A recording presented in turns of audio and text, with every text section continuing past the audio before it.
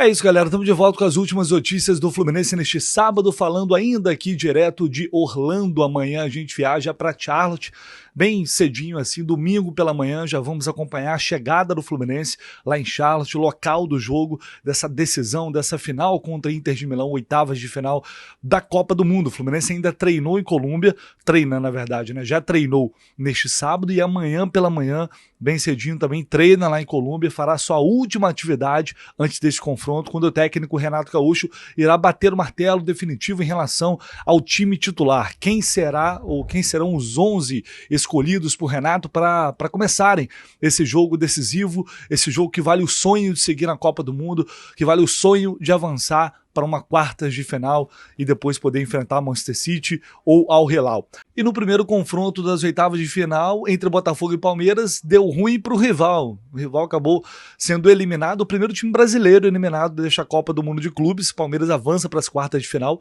com um cenário até interessante para chegar a uma semifinal, e só aí o Fluminense poderia enfrentar o Palmeiras nesta situação. Então, o primeiro rival já caiu, o primeiro time brasileiro já está eliminado, é o Botafogo, volta para casa e a gente espera seguir vivo na próxima segunda-feira contra a Inter e quem sabe lá na frente enfrentar o Palmeiras.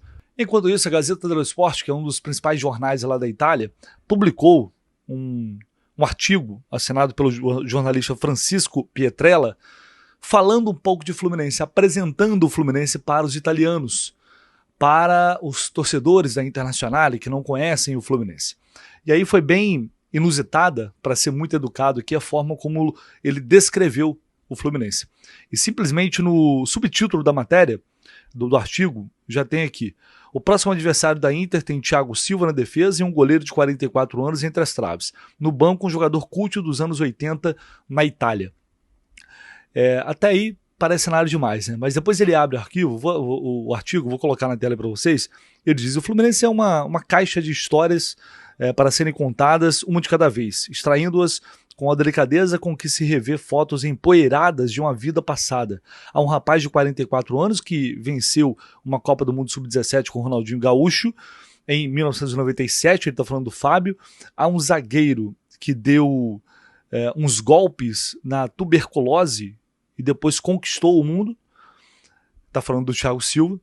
E há um técnico com um topete grisalho que na década de 80 na Itália dirigia carrões de luxo e chegava bêbado nos treinos. Há um meia que quase venceu o Milan de Berlusconi em um verão ilusório. Os fios que unem os próximos adversários da Inter nas oitavas de final da Copa do Mundo são estreitos e coloridos, né? Eles têm o ouro do Brasil e alguns traços tricolores ligados à Itália. Esse final até achei maneiro, mas assim, a forma com que eles resumem o Fluminense é algo extremamente raso, né, genérico, falando basicamente que, para mim, a interpretação que eu faço: o Fluminense tem ali um idoso no gol, um zagueiro veterano que venceu lá atrás a tuberculose e um técnico que chegava bêbado nos treinos da Roma. Ele está falando do Renato Gaúcho, na época o Renato, ainda no início da carreira, teve uma passagem lá pela Roma. Então eu não sei como os jogadores do Fluminense, isso vai chegar ao Fluminense, isso é fato, pode ter certeza. Eu não sei como eles vão interpretar. Se eles vão interpretar como um deboche, se eles vão interpretar como um desmerecimento. Tipo, o que eles têm é isso aqui, a história deles é essa daqui. Mas se a intenção realmente é desmerecer, se eles entenderem que é esse o caso, é papo de pegar o jornal, colar na parede ali do vestiário e fazer a preleção em cima daquilo que os caras estão falando da gente e mostrar para eles quem é realmente Fluminense e mostrar para eles o tamanho do Fluminense.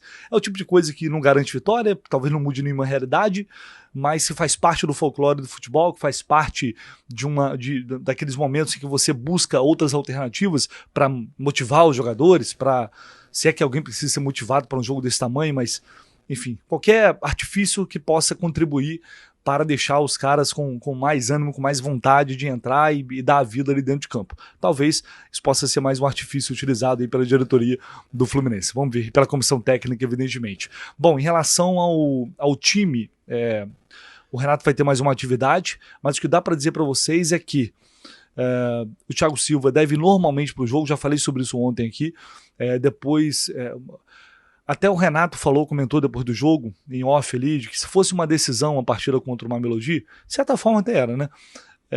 Ele teria jogado, ele já teria jogado.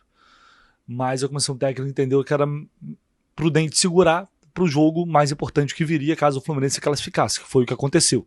E aí até o PVC falou sobre isso e ele acha que, inclusive, o Ignacio vai ganhar a vaga do Freitas. Vou colocar aí na tela o que o PVC disse. Do jogo pós-Mamelodi Sundowns, o Renato veio para a coletiva. Quando acabou a coletiva, alguns jornalistas se aproximaram do Renato. O Renato ficou ali 1 minuto, 2 minutos ali para falar rapidamente. Ele tinha que sair, porque a FIFA leva o técnico embora. Mas ele parou com a gente, conversou um pouquinho e ele falou, a frase dele textual é: se fosse uma final, o Thiago teria jogado. É verdade que o jogo contra o Mamelodi Sundowns tinha um pouco caráter de final, porque se perdesse, o Fluminense estava fora. Mas não era uma final. Agora é. E o Thiago Silva tem uma história com o Inter de Milão, né? Porque ele jogou no Milan 3 temporadas e foi campeão italiano pelo Milan. Jogou 6 vezes contra a Inter, ganhou 3, perdeu 3. Tem um histórico de rivalidade e de conhecimento para enfrentar a Internacional. O Thiago Silva joga. E eu acho que joga o Inácio. Porque o Inácio foi eleito melhor em campo contra o Mamelodi Sundowns, jogou muito bem, e, na minha opinião, o Freitas vacilou um pouco no primeiro tempo. Então, acho que a mudança vai ser o retorno do Thiago Silva e a saída do Freitas. Inácio ou Ignácio, né? Bom, vamos ver. Eu, sinceramente, não acredito, não espero, a não ser que seja que o PVC tenha alguma informação. Mas, a princípio, não acho que ele tiraria o Freitas para colocar o Ignácio. Acho que a gente tem uma ideia bem clara de time e a principal dúvida, para mim, tá no ataque entre Germancano e Everaldo. Se é que existe uma dúvida na cabeça do Renato, acho que seria essa. Não espero outras mudanças ou muitas mudanças para esse jogo, não.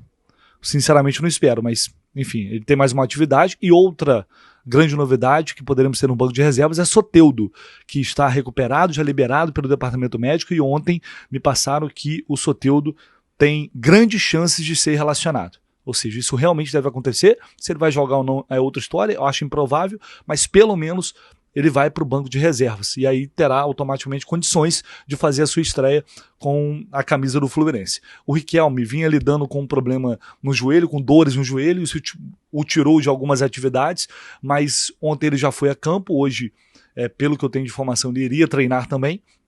Então a tendência é de que ele volte a ficar à disposição, mas realmente ele teve alguns problemas, dores que o tiraram de algumas atividades, e aí o Riquelme acabou não sendo uma opção até aqui nesta Copa do Mundo, e talvez, não sei, talvez ele estivesse realmente atrás dos outros jogadores que estão ali nessa função.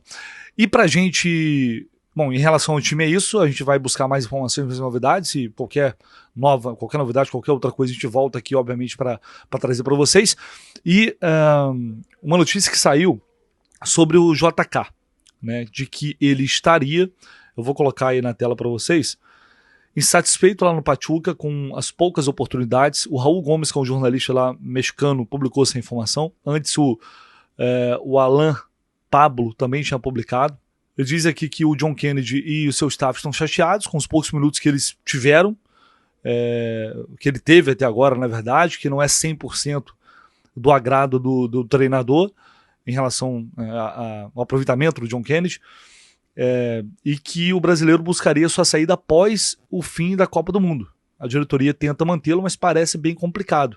E aí depois vem o outro jornalista e confirma que o John Kennedy não continuará no Pachuca. O brasileiro busca encerrar seu empréstimo mais cedo e retornar ao Fluminense. É o que eles estão dizendo por lá. Eu já estou tentando aqui apurar, já mandei algumas mensagens, esperando um retorno para ver se isso chegou até o Fluminense, se o Fluminense tem ciência disso ou não. A gente sabe que tem uma opção de compra, o Pachuca tem uma opção de compra de 6 milhões de dólares, isso chega ali a quase 40 milhões de reais, depende deles exercerem ou não. O John Kennedy vem sendo reserva nesses últimos jogos, um time que não é forte, o Pachuca não tem um grande time, e ele vem sendo reserva, enfim, então não sei o que eles estão pensando por lá. Mas o John Kennedy estaria insatisfeito com essa reserva e com isso quer tentar antecipar a sua saída e voltar para o Fluminense. E aí vai gerar um reboliço, eu tenho certeza disso. Muita gente querendo, o John Kennedy voltando, outras pessoas não. Aí tem aquela história de que o Renato gosta de trabalhar com jogadores assim, que ele sabe conduzir a situação, que ele sabe fazer, que ele daria jeito no John Kennedy. Eu já cansei de dar opiniões aqui em relação ao JK. É um jogador que tem um potencial enorme, é um jogador que tem uma qualidade enorme, fez o gol da vida da maioria dos torcedores, mas o problema sempre foi o comportamento, sempre foi o extracampo, sempre foi uma postura de atleta, coisa que ele não teve na maior parte do tempo com a camisa do Fluminense. Muitas vezes desrespeitando o clube e o seu torcedor. Então, acaba ficando inviável. A gente quer que aquele John Kennedy, que a gente gostaria que fosse o John Kennedy perfeito, que foca na sua carreira profissional, que entra em campo, que decide jogos, todo mundo queria ver esse jogador, porque ele seria melhor do que as opções que o Fluminense tem hoje, mas só que fica no campo da hipótese, enquanto ele não consegue colocar em prática no dia a dia, principalmente quando está aqui no Rio de Janeiro. Mas enfim, é essa notícia que está vindo de lá. Se eu tiver alguma confirmação de fato em relação a isso, obviamente eu vou trazer aqui para vocês, tá?